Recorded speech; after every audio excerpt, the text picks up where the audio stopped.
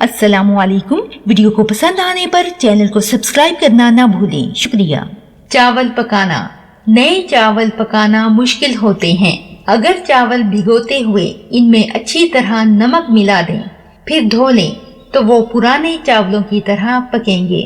चावल उबालना। किसी भी किस्म के चावल पका रहे हों तो उबालते वक्त एक खाने का चमचा सफेद सिरका डाल दें।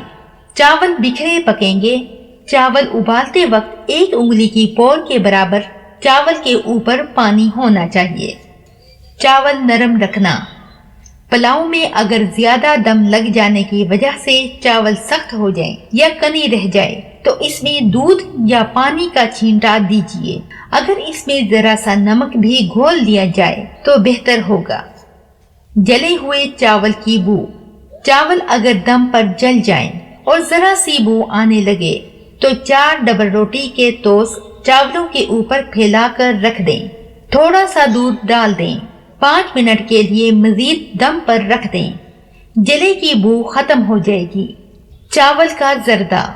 जर्दा पकाने के लिए लकड़ी का चमचा इस्तेमाल करें। स्टील के चमचे से चावल अकड़ जाते हैं।